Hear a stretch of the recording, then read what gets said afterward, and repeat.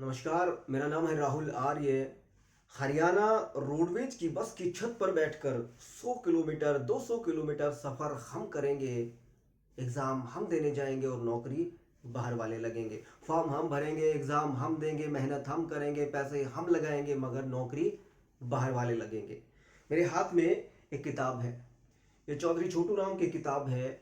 जब आप इस किताब को पढ़ोगे तो आपको पता लगेगा कि ब्रिटिश शासन जब यहाँ पर था उस वक्त भी चौधरी छोटू राम ने अंग्रेजी सरकार को डंडा करके, डंडा देकर हरियाणा के बच्चों को, हरियाणा के युवाओं को नौकरी दिलवाई थी। और आज जब हम कहते हैं कि हमारी सरकार है, हमारे लोग हैं, हमारे चुने हुए प्रतिनिधि संसद में बैठते हैं, विधानसभा में बैठते हैं, हमारे नुमाइंदे हमारी पैरवी करते हैं, तब हालात ये हैं कि 99 नौकरियों में से केवल 22 हरियाणा के बच्चों को लगाया जाता है। जो लोग 75% रिजर्वेशन नौकरियों के अंदर कहते थे, वो 21% पर आ गए, 21% पर आ गए। और ताज्जुब की बात यह है कि वो पार्टी जो केवल युवाओं के दम पर, युवाओं के मुद्दों पर और युवाओं के सहारे से 10 सीटें जीत कर आई, वो पार्टी सरकार के साथ शामिल होती है और फिर सरकार के ऐसे फैसलों पर विरोध करने के बजाय वो पार्टी सरकार को डिफेंड करती है। बड़े ताज्जुब की बात है। क्या केवल 75% रिजर्वेशन नौकरियों के अंदर ये केवल पॉलिटिकल ड्रामा था? केवल वोट लेने का एक जरिया था, तरीका था? कुछ लोग तर्क देते हैं, तर्क भी अजीब किस्म के देते हैं। तर्क देते हैं कि 75% रिजर्वेशन सरकारी नौकरियों में नहीं बल्कि प्राइवेट कंपनीज के अंदर है। अभी हालांकि बिल लागू नहीं हुआ है, राज्यपाल जी के पास है, मगर तर्क तर्क देखिए तो इसका मतलब ये माना जाए, जो ऐसे लोग, ऐसे मानसिकता के लोग हैं जो ऐसे तर्क देते हैं, तो उनसे मैं पूछना चाहता हूं, क्या ये माना जाए कि केवल हरियाणा के बच्चों को प्राइवेट कंपनी में दिहाड़ी के लिए 75% रिजर्वेशन दिया जाएगा और जो अधिकारी हैं वो बाहर से लाकर यहां पर हमारे सर पर बिठाए जाएंगे? मतलब अधिकारी बाहर वाले बनेंगे और नौकर यहाँ वाले बनेंगे। जो मालिक हैं वो नौकर बनेंगे और जिनका अधिकार नहीं है वो अधिकारी बनकर हमारे सर पर बिठाए जाएंगे। आप संस्कृत टीचर की भर्ती को कैंसिल करते हैं, लगे हुए पीटीआई को हटाते हैं, इंग्लिश टीचर की भर्ती को कैंसिल करते हैं। क्या आपने जो 99 में से 22 को छोड़कर और जो बाकी बाहर वाले लगाए हैं, क्या अमेंडमेंट करके आप उनकी जगह हरियाणा वालों को देंगे?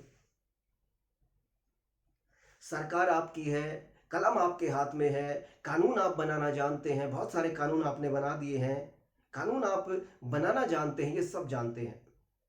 बड़ा शौक है आपको कानून बनाने का, अच्छे अच्छे कानून आप बहुत जल्दी बना देते हैं, लागू कर देते हैं। क्या ऐसा कानून आप बनाएंगे कि जो 99 में से 22 को छोड़कर बाकी जो बाहर के आपने भर्ती किए हैं, क्या उनकी जगह हरियाणा के बच्चों को दी जाए?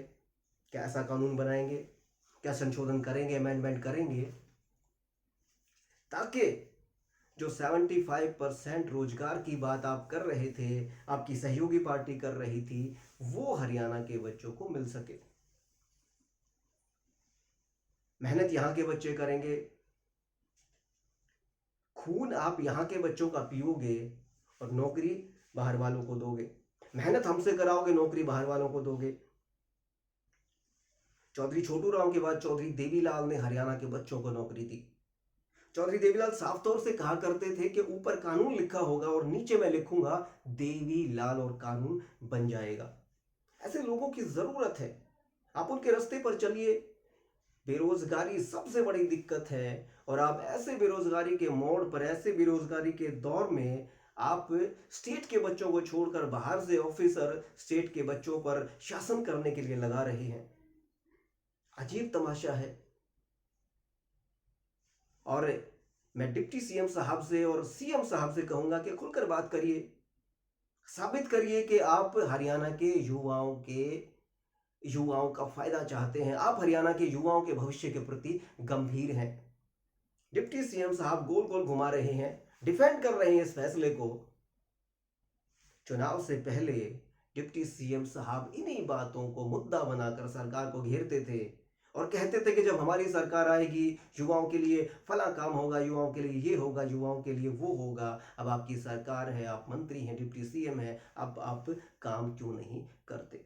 अब 75% नौकरी आप प्राइवेट छोड़िए, सरकारी में तो कम से कम 100% होनी चाहिए। 100 नहीं, 99%, 90% होनी चाहिए, 90% होनी चाहिए। मगर आप 21% पर ले आए।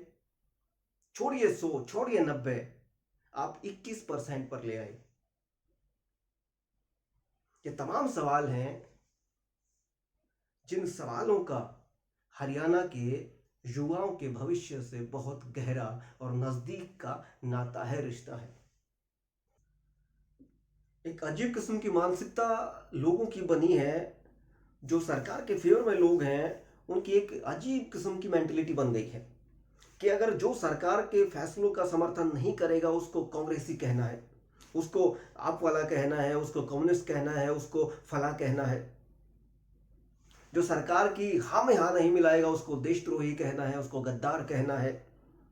ऐसे लोगों को मैं कहना चाहता हूं कि सरकार के गलत फैसले का विरोध करने के लिए कांग्रेसी होना जरूरी नहीं होता। सरकार के गलत फैसले का विरोध करने के लिए दूसरी पार्टी का कम्युनिस्ट या आप वाला या कोई अदर होना जरूरी नहीं होता। एक निष्पक्ष आदमी, एक पारदर्शी सोच का आदमी सरकार के गलत फैसले का विरोध भी कर सकता है।